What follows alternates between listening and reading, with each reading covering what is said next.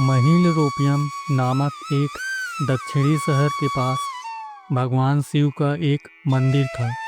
वहाँ एक पवित्र ऋषि रहते थे और मंदिर की देखभाल करते थे।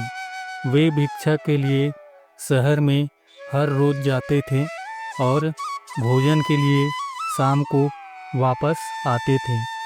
वे अपनी आवश्यकता से अधिक एकत्र कर लेते थे और बाकी का बर्तन में डालकर गरीब मजदूरों में मार देते थे, जो बदले में मंदिर की सफाई करते थे और उसे सजावट का काम किया करते थे। उसी आश्रम में एक चूहा भी अपने बिल में रहता था। हर रोज कटोरे में से कुछ न कुछ भोजन चुरा लेता था। जब साधु को ऐसा एहसास हुआ कि एक चूहा भोजन चोरी करता है तो उन्होंने इसे रोकने के लिए सभी तरह की कोशिशें की।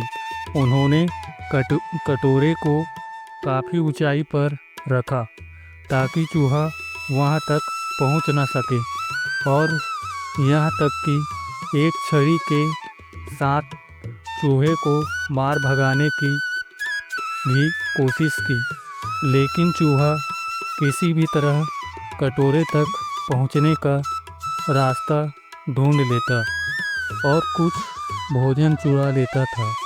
एक दिन एक भिक्षुक मंदिर की यात्रा करने के लिए आए थे, लेकिन साधु का ध्यान तो चूहे को डंडे से मारने में था और वे भिक्षुक से मिल भी नहीं पाए। इसे अपना अपमान समझ भिक्षुक क्रोधित होकर बोले, आपके आश्रम में फिर कभी नहीं आऊँगा, क्योंकि लगता है मुझसे बात करने के अलावा आपको अन्य काम ज़्यादा महत्वपूर्ण लग रहा है।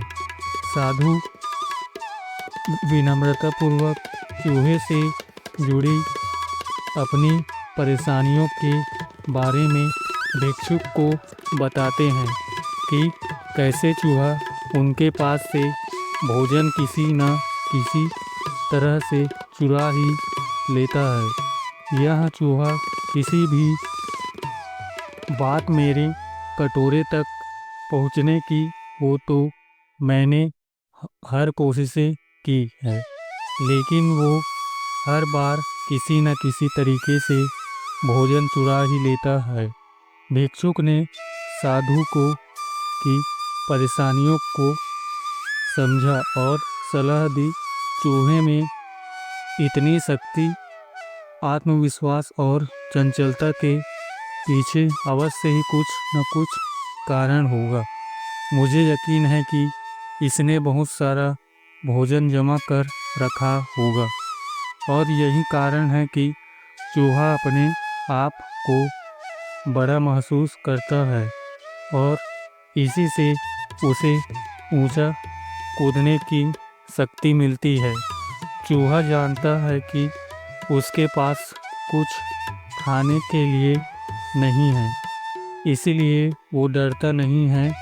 इस प्रकार साधु और भिक्षुक निष्कर्ष निकालते हैं कि अगर वे चूहे के बिल तक पहुंचने से सफल होते हैं तो वे चूहे के भोजन के भंडार तक पहुंचने में सक्षम हो जाएंगे।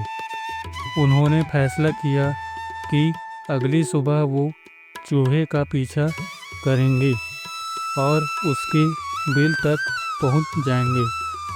अगली सुबह वो चूहे का पीछा करते हैं और उसके बिल के प्रवेश द्वार तक पहुंच जाते हैं। जब वो खुदाई शुरू करते हैं तो देखते हैं कि चूहे ने अनाज का एक विशाल भंडार बना रखा है। फौरन ही साधु ने सारा चुराया गया भोजन एकत्र करके मंदिर में लिवा ले जाते हैं। वापस आने पर अपना सारा अनाज गायब देख चूहा बहुत दुखी हुआ और उसे इस बात से गहरा झटका लगा और उसने सारा आत्मविश्वास खो दिया। अब चूहे के पास भोजन का भंडार नहीं था, फिर भी उसने फैसला किया कि वो फिर से रात को कटोरे से भोजन चुराएगा। लेकिन जब उसने कटोरे तक पहुंचने की कोशिश की तब वह धड़ाम से नीचे गिर गया और उसे यह एहसास हुआ कि अब ना तो उसके उसके पर शक्ति है और ना ही आत्मविश्वास। उसी समय साधु ने भी छड़ी से उस पर हमला किया।